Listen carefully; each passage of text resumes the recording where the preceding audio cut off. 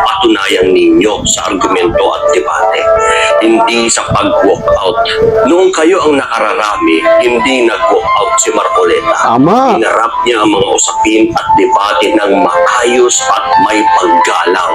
Ngayon, kapag hindi pabor sa inyo ang takbo ng usapan o ang resulta, ang sagot nyo, walk out. Isa-isang nag-walk out ang mga miyembro ng Senate Aray, Minority ingat Group doon. matapos ang mainit na talakayan at Tulfo. naglusunin ni Senator Erwin Tulfo ang tila pagmamadali umano ng mayorya para talakayin ang mosyon ni Senator Rodante Marcoleta na payagang makaboto ang mga senador at makadalo sa sesyon kahit wala ito sa plenaryo. Dok, may alam na yan sila na ganun ang gagawin, gigipitin ang majority. Kasi nga, para makuha ulit nila yung control dyan sa Senado, matik na yan.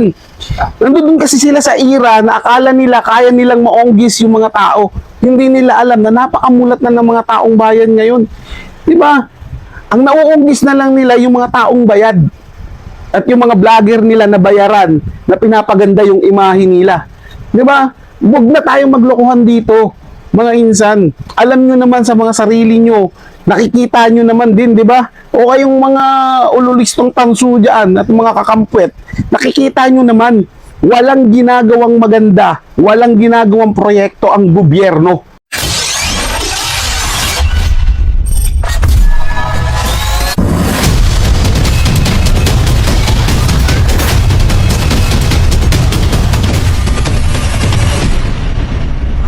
So yun ang mga insan, Reaction Insan muling nagbabalik at eto pag-usapan natin mga insan yung pag-walk out ng mga senator doon sa naging session nila no nung nakaraan dahil hindi siguro nila nakayanan hindi pabor sa kanila yung hindi pabor sa kanila yung mga gagawin kaya nag-walk out sila, lalo na ito si Hontiveros na unang tumutol talaga na about dun sa pag-usapan na pagboboto, makilahok dun sa session online, bumoto, tinanggihan nila yon. Pero kung natatandaan yung mga insan nung mga panahon na yon, nung sila may hawak na kapangyarihan, pinayagan nila ang bumoto o lumahok sa kanila si Laila de Lima noon na nakakulong. Pero ginigiit niya dahil pandemic daw yun. Hindi naman dahil pandemic noon. No?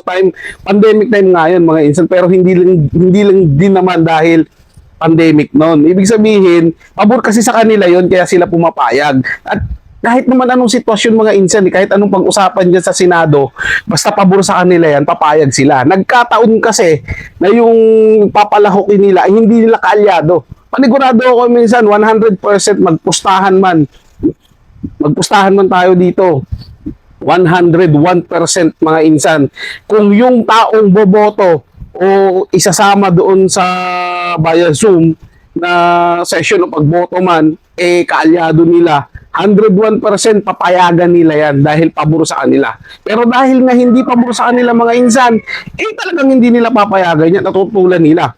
So, imbis na pag-usapan, yung mga dapat pag-usapan doon sa Senado, ano ginawa nila? Nag-walk out sila. So, tingin nyo mga insan, maraming nagtatanong sa social media, tama ba yung pinagagawa nilang pag-walk out? Siyempre, natural, may mababasa din tayo doon na tama naman, di ba? Kasi kampi daw talaga sa mga Duterte, ganun na naman, di ba? Ganun na naman sasabihin.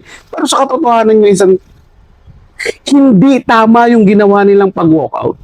Di ba? Edukado sila, senator sila, dapat maging ehemplo sila na may pagka merong hindi pagkakaunawaan diyan, pag-uusapan. Di ba dapat nilang pag-usapan 'yan? Pag-usapan nilang mabuti. Di ba hindi yung dadaanin mo sa walkout. So anong gusto mong palabasin? Di ba? Kung nag-walkout na rin lang naman kayo diyan sa Senado, di dapat mag-resign na kayo as mga senador. Wala rin naman pala kayong kwenta Di ba? Imbis na pag-usapan yung problema, i-walkout nyo, umalis na kayo ng tuluyan, huwag na kayo maging senador. Di ba? Sobra naman kayong balat sibuyas noong mga panahon na ginigisan nyo si Senator Marcoleta, hindi nag-walk out yan. Nanindigan yan dyan. Nilabanan kayo. Nakipag-usap sa inyo yan. Tapos, doon lang sa sinabi niya, nag-walk out kayo. Nagtulong-tulong kayo mag-walk out. Ano na yun? Kinaano niyo yun? Kinagaling niyo yun. Kayong mga senator nag-walk out. Kinagaling ba ninyo yun? Yung sa minority block? Kinagaling ba ninyo yun? Lalo kayong nakakahiya. Lalo nyo lang pinatunayan sa mga sambayan ng Pilipino na mayroon kayong tinatago, na napakabayas ninyo, na wala kayong pakialam 'Di ba? Na wala kayong pakialam sa trabaho ninyo diyan sa Kongreso, sa Senado. Basta yung gusto nyo lang yung masunod. 'Di ba?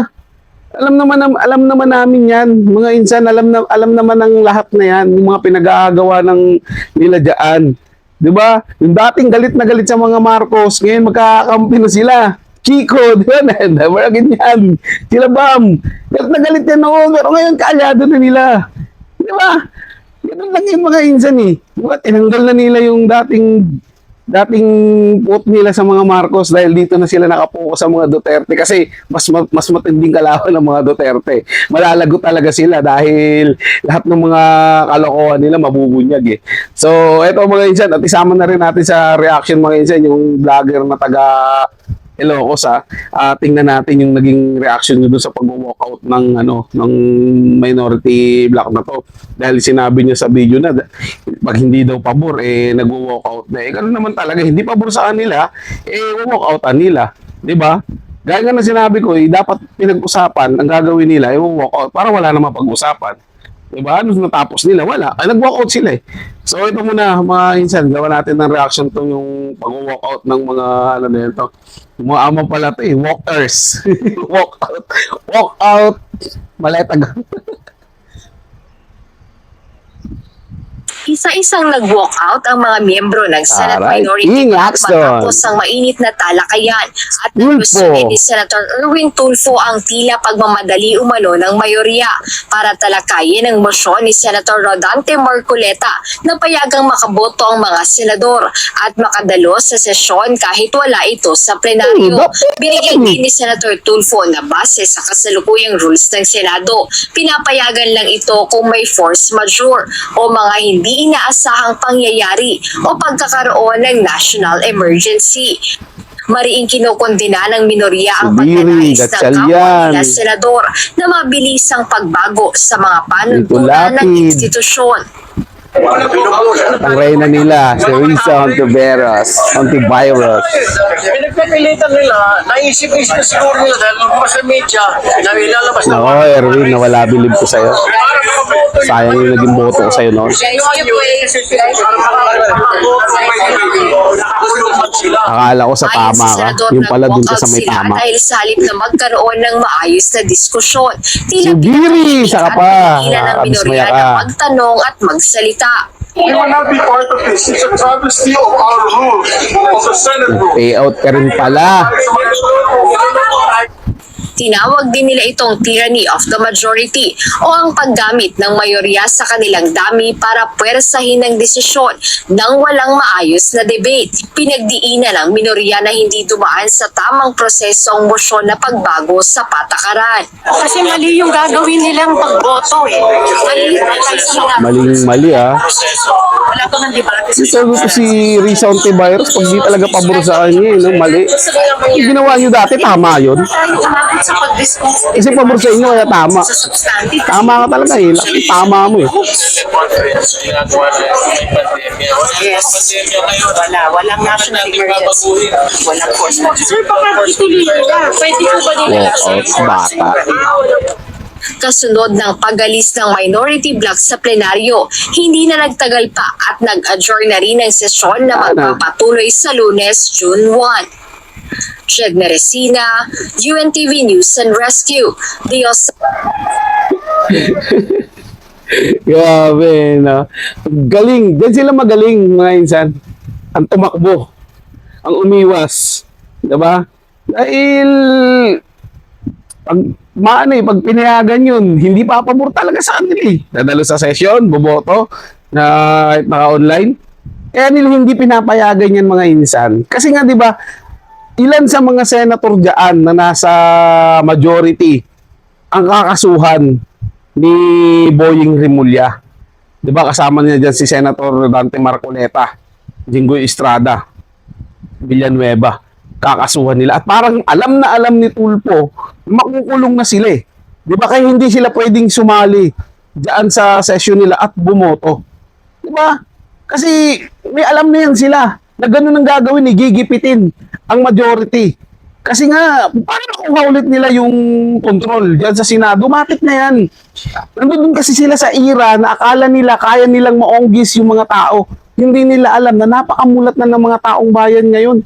Di ba? Ang nauunggis na lang nila yung mga taong bayad. At yung mga vlogger nila na bayaran na pinapaganda yung imahe nila. Di ba? Huwag na tayong maglokohan dito, mga insan. Alam nyo naman sa mga sarili nyo, nakikita nyo naman din, di ba? O kayong mga ululistong tanso dyan at mga kakampwet, nakikita nyo naman, walang ginagawang maganda, walang ginagawang proyekto ang gobyerno. Di ba?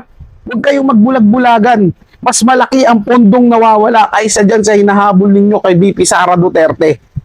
Di ba? Baling tao ang hinahabol ninyo. Yung totoong magnanakaw, masaya. Dahil nagagamit nila kayo bilang tuta nila, bilang pawn nila sa mga kalokohan nila. Kayo naman, tuwan-tuwa. Di ba? Wala na kasi kayong ganito. Hindi kayo marunong mag-isip. Hindi nyo na nalalaman kung ano yung totoo. Natatakpan na ng salapi yung mga mata ninyo. Natatakpan na yung mga tenga nyo ng barya. Kaya wala na talaga kayong naiintindihan. Puro na lang kasi kayo, money, money, money. Yung totoong dignidad, yung totoong pagkatao nyo, wala na. Nabili na kayo ng pera. Pera na lang ang nagpapaikot sa buhay ninyo. Diba? O ito, gawa natin ng... Pakinggan natin yung reaction ng isang Ilocano vlogger. Alam mo, Ilocano to, pero... ano siya eh, ayaw niya rin sa pamumuno ni Marcos eh, dahil malayo daw talaga sa ama. So ito, pakinggan natin ito mga insan. Kahit na kumaghapon ako nagsasalita, pag hindi po nyo lang ang description, may lang. Yan, sumugod si Rizal to virus. Ganyan ang lalaban nyo sa 2028. Kapag may matitinding tanong, mahihirap na argumento, o nasabihan lang na mahirap ang usapan kapag kulang sa legal na kaalaman, ang sagot ay walk out. Kung mali si Marcoleta, patunayan ninyo sa argumento at debate, hindi sa pag-walk out. Noong kayo ang nakararami, hindi nag-walk out si Marcoleta. Tama. Hinarap niya ang mga usapin at debate ng maayos at may paggalang. Ngayon, kapag hindi pabor sa inyo ang takbo ng usapan o ang resulta, ang sagot nyo, walk out. Ano ba naman yan mga kahasang? Parang inamin nyo ng talo kayo. Ang tunay na leader ay hindi umaatras kapag umiinit ang Tama. posisyon. Oo. Hindi tumatalikod kapag nahamon ang kanyang posisyon. Naninindigan, umaharap sa debate at pinaglalaban ang kanyang paniniwala gamit ang katwiran at Tama. tapang. Ang laban ng prinsipyo ay hindi dinadaan sa pananahimik o pagliban. Nilalabanan ito sa pamamagitan ng matibay na paninindigan, karunungan at tapang na harapin ang anumang argumento, lalo na kapag mahirap na ang usapan. Ipakita nyo na kayo ang karapat-dapat na binoto, hindi yung pag nahirapan umaatras na lang. Good morning mga kahasang.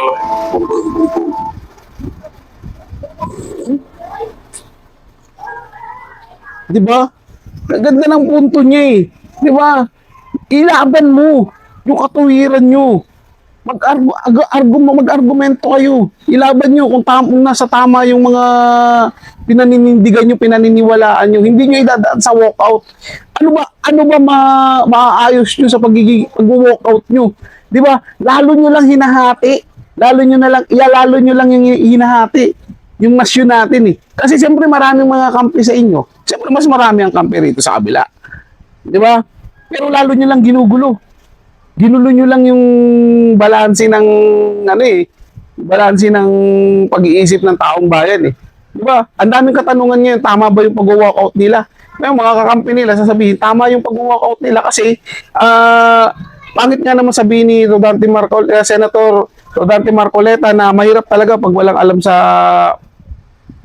law o sa batas. Tama naman talaga yun. Huwag ka kasi matalin-talinuhan. Huwag mo kasi ikaw, hindi ka naman abogado, hindi ka nag-aral ng abogasya, huwag mong pilitin yung sa sarili mo, igigiit sa sarili mo na alam mo yung batas kahit hindi mo naman napag-aralan yun. Diba? Sobrang hirap kasi nung nagmamarunong ka na wala ka naman talagang alam. Diba? Imbis na pag-aralan mo yun, yung batas na dapat, babaliin mo, di napakapangit yun. Di ba? Kaya ito si Erwin Tulfo, tinaguri ang low bender eh. Kasi may binabali siyang batas. Diba? Ginawa yung batas na yan para sundin, hindi para baliin. Di ba? Nilagay kayo dyan sa Senado para gumawa ng mga batas na kapakinabangan ng mamamayan. Hindi yun sa personal ninyong interes. At kapag hindi ukol sa mga damdamin ninyo, sa mga posisyon ninyo, eh yan, gagawin nyo, lalayasan nyo, mag-walk out kayo. Okay, ano na lang natin to. Diba? Eh, tsaka nakakapagtaka kasi sa kanilang mga insan. Kapag usapang flood control na, eh nililihis na nila yung usapan. Gumagawa na sila ng eksena. Ngayon ang tanong ko sa inyo mga senator na nag-walk out. Eto bang pag-walk out na ginawa nyo sa Senado, isa rin ba to sa diversion nyo? Para hindi matuloy yung usapin dyan sa flood control? Meron po ba kayong iniiwasan? Meron po ba kayong pinoprotektahan ng mga tao na madadawit dyan sa flood control? Eh pilit nyong nililihis at iniiba yung usapan at hindi na pinagtutuunan ng pansin ang flood control. Napakalaking pera ang nawawala dyan. Napakalaking paglustay ng pera ang ginawa dyan sa flood control scandal na yan. Mga insan. Pero ang daming gumagawa ng paraan para mailihis yan. Ang daming diversion, ang daming pakana para hituluyang hindi mapag-usapan yan. Di ba, mga insan? Saan sila nakapokus?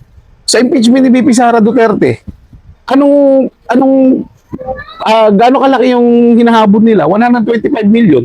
Dahil hindi nila mabigyan ng tamang ebidensya yun. Doon sila sa lihim na tagong yaman daw ng mag-asawa. 'Di ba? Negosyante, may trabaho, mga abogado. Doon sila nag-focus eh. Dahil may pera nga daw doon eh. Pero pag tiningnan mo rin yung salin nila, mas malaki pa ang salin nila kay VP Sara Duterte. At patuloy yung paglago ng yaman nila. Kahit wala naman silang trabahong matino talaga. Pag sa politika lang. At walang mga negosyo, walang malinaw na pinagkukunan ng sahod. Kundi yung pagiging politiko lang nila. Di ba?